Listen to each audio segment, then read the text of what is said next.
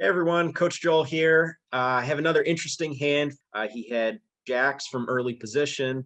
As every poker player loves to say, there are two ways to play jacks, and they're both wrong. Jacks present a lot of problems post flop. They're difficult to deal with. I think Andrew plays this hand pretty well, but let's see if he could have done anything better.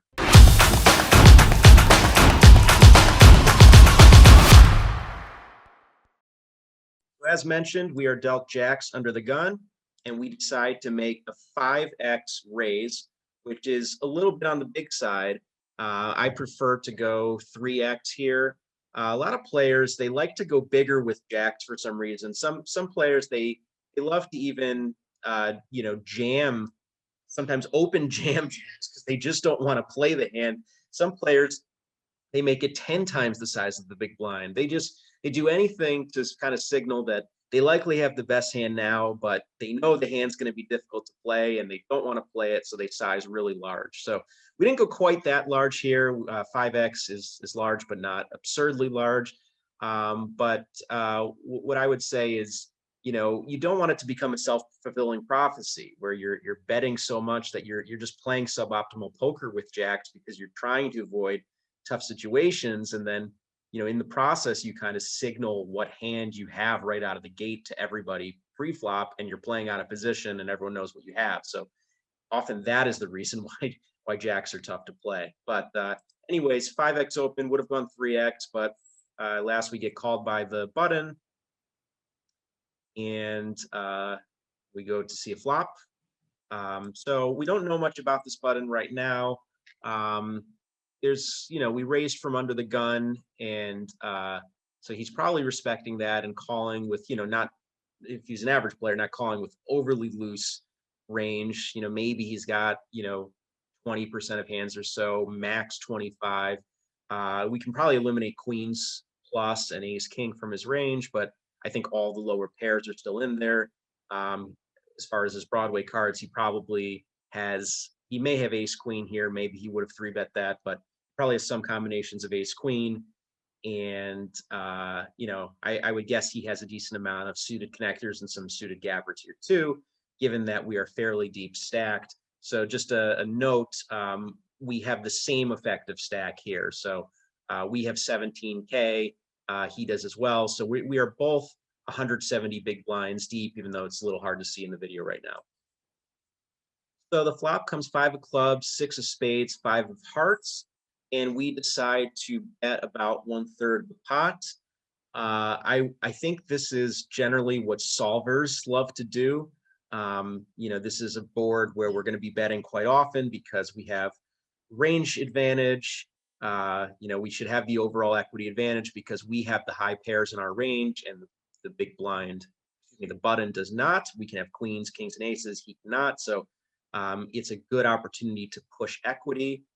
And it also gives us a cheap price to bet some of our unpaired hands, and potentially make it harder for the button to just raise us with anything, because if he does, he's going to run into our strongest holdings like queens, kings, and aces.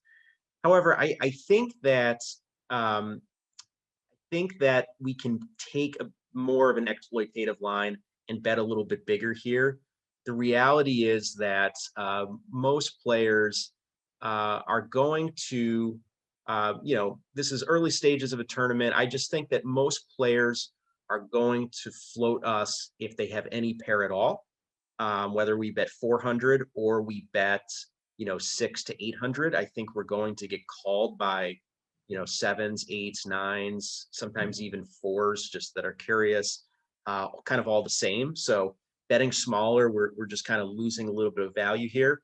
And also, sometimes our small bet may induce certain actions that may make the hand a little bit awkward to play. So I think that's ultimately what happens here. We bet small, and he immediately raises us to 4x, and now we have to put the button on a range when this happens. And so part of this is, is he responding to our small bet size? What type of player is this? Is he just the type to, anytime you make a small bet that's under half the pot, they're just going to pounce on that and put you on ace high and try to get you off the pot? Or is this, kind of a thinking player that understands that you could still have a lot of strong hands at this bet size, and yet he's raising anyways. So a little bit of an unknown, but I'd be putting the button on a lot of paired hands that are now raising for protection. So I think sevens through tens are squarely in his range. He could even have the one remaining combination of jacks, although maybe he three bets that some of the time. So I think sevens through tens are a really big possibility here. I think as far as his draws this is a dry board. There aren't too many, but maybe 7-8 suited is the prime candidate. He could also occasionally be doing this with a gut shot, like 7-9 suited or 8-9 suited, especially if he has backdoor draws. So maybe 3 of each of those, plus 7-8 suited. So maybe about 10 straight draw combos. And then, like I said, sevens through tens, those are 24 combos of that. So we're ahead of 34 combos right now, and we should kind of file those in the back of our head. Now, what are we losing to? We're losing to him if he does have pocket sixes or pocket fives, although most players tend to slow play on a flop like this, dry board. Those hands probably aren't raising us all the time, and probably not this size. So I would discount those, but maybe we are losing to like ordinarily there would be 4 of those combos, but maybe he has 1 of them. The same thing goes for 5-6 suited. So there's 1 of those combos. So say he has 2 full house combinations right now, and he might be fast playing a 5, for instance. He may have ace-5 suited, 4-5 suited. Maybe he made a loose call pre-flop with 5-7 suited or 3-5 suited. So let's give him, he could have anywhere from 4 to 8 combinations of fives, a couple, full houses, and then we are beating 34 combos. So we are ahead of the vast majority of his range. And so it's an interesting spot because that would suggest, maybe we should be re-raising. However, the real problem is a re-raise here signals pretty enormous strength. And if he's a perceptive opponent, he may fold sevens through tens if we re-raise and only continue with either hands that have us crushed or really strong draws like 7-8 suited that have good equity against us. So we don't really want to filter his range that much in a spot where we are out of position. It's going to be hard to play later streets, depending on a lot of turn and river cards that can come. And the biggest thing that I think this hand highlights is stack size. So when we start, the starting pot here is 1.15K, and our stack before the flop action was 17K. So I mean, this is an SPR of stack to pocket ratio of like 15 or so, and it's too deep against most opponents to be able to get all the money in profitably with just an overpair like jacks. In other words, if all of the money goes in by the river and we are just holding jacks, the vast majority of the time we're going to end up behind. It's going to be an opponent who is holding, at least a 5, and we're gonna lose a big pot unless it's a really special type opponent that just calls with absolutely anything. So given that we're out of position, we're a little too deep to get the money in. I like just flatting the raise, and that is what Andrew decides to do. We go to the turn, and the turn is the deuce of clubs, and I think it makes sense now to check. Andrew is, basically up against what he thinks is, it is kind of a polarized range, but there's also a merge component to it as well, because like I said, sevens through tens, there are a lot of medium strength. He does have a lot of medium strength hands, the button does, and we want to give him a chance to overvalue those hands and bet here, maybe, bet again with his draws, and we can pick up some of that money, and also minimize damage against his, fives and full houses. So we're basically in a spot that, it's kind of a way ahead, way behind spot right now. Um, the Button's hands, the vast majority of his range is that medium pair variety, the sevens through tens, and all of that only has two outs to beat us on the turn. So our hand is not vulnerable against those hands. And then when we are behind, we are just absolutely crushed, and we are drawing to two outs. For instance, if he has a five in his hand, so there's not too much to be gained by betting just yet, because we don't need to really deny equity because our hand isn't that vulnerable against this range. We're either way ahead or we're way behind. And there's a fear that if we lead out and we make a big bet, we may narrow his range so much that, potentially he folds some of those weaker pairs and only continue with hands that have us crushed. So I like the check here. And now this is a really interesting size. So the Button now bets significantly less. So he bets less than he even raised on the flop. He's now betting, it's not even a third of the pot. And I think this is significant. So, this is a blank card. I don't think 3-4 suited was in his range to start the hand unless he's a very weak, or I would not say weak, a very loose player. So that's really the only hand that has improved here, unless like he just decided to raise pocket twos for some reason on this flop. So very little has changed from the range we talked about on the flop, but he's now betting smaller. And in my experience, usually when a player takes this line, he is trying to get to showdown with kind of a medium strength hand. Usually he's kind of losing momentum if he goes from a very big bet on or a raise on the flop to much smaller size on the turn. He's sort of fizzling out, and there's a good chance that he's going to check the river behind. So when we see this, occasionally it'll be a player who's just trying to rope us in with an absolute monster, but I'm starting to think that it's much likelier that he has sevens through tens than some of the other hands. And I also think 7-8 suited, some of these other draws may have checked back and taken a free card now.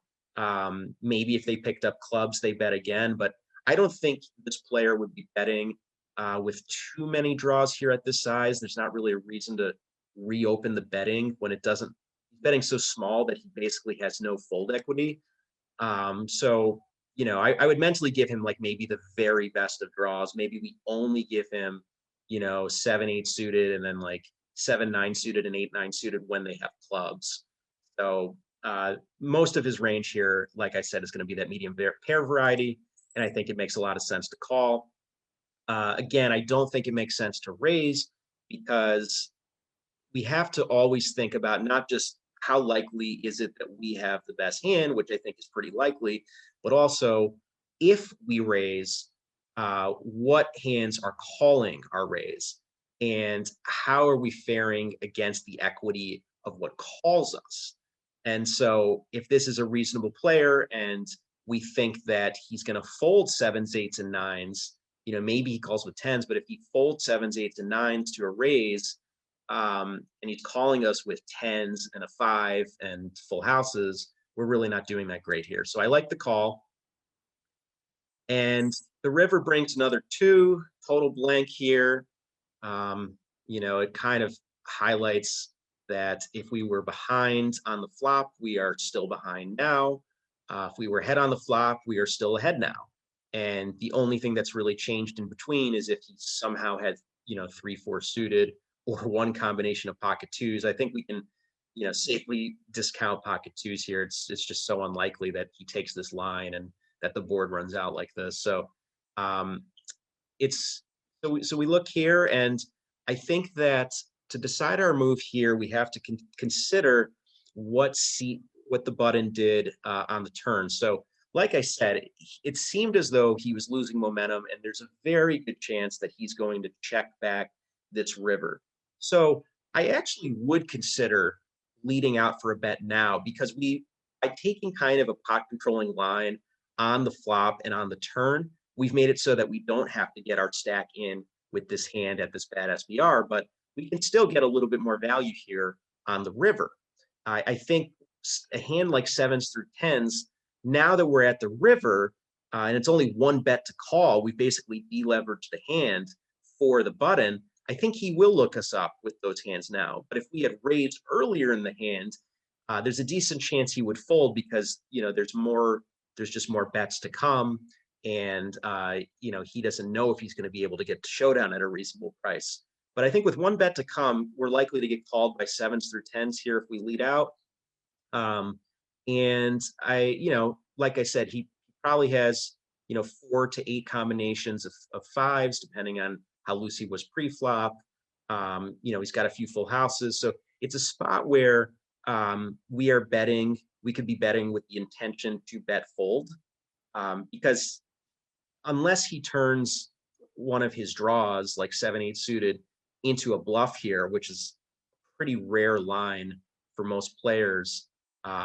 If he raises us, we can probably rule out sevens through tens because those hands don't raise the river, and we could only put him on, a 5 or better. But I think what we'll see most of the time is that we will get called. He'll be curious and he'll just look us up, and we won't get raised. And we want to be playing to what the most likely outcome is, not the catastrophic outcome of we bet and we get raised and it just feels so awful. We want to be thinking that, the majority of the time he's going to have one of those medium pairs. He's going to call us, and our bet is going to make a little bit of extra money. I would caution against this sort of river lead out, though, against an aggressive player. Like a very aggressive player that does have a bluff raise in his arsenal on the river, that is going to put you in an awful spot, and you don't know if you can safely bet fold against that type of player. Against him, I would simply be check calling this hand, and just playing pot control, letting him continue to bluff if he has 7-8 suited, if he has 8-9 of clubs. But against a more passive player who has shown signs on the turn of slowing down and is likely to check back the river, I don't mind a small bet to capture a little bit of extra value, and would not expect to be raised that often.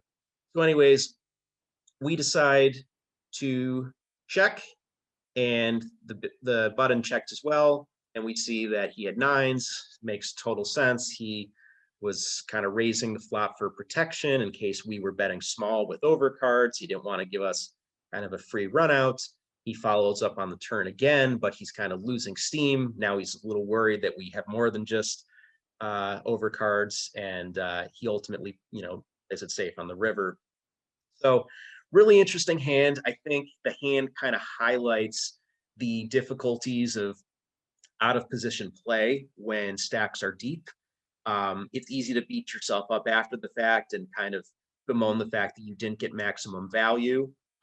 If you had only known he had nines, then of course you could have kind of pounded down the hand. But hindsight's 2020, and the reality is that that's the price of playing hands from out of position, is you simply can't extract the maximum value. And I think that when out of position, we have to lower our expectations a little bit, play pot control to some extent, and ultimately, we're not just maximizing value, we're also preserving our existing stack, and there's value to that too, when we're out of position, when we're deep stacked, and when we simply can't get all the money in with just an overpair like jacks. So I think you played the hand well, Andrew. I might have considered a river lead just because it looks kind of fishy. This player likely doesn't think you have a 5 or a 2 in your hand, and he might look you up with one of those medium strength hands.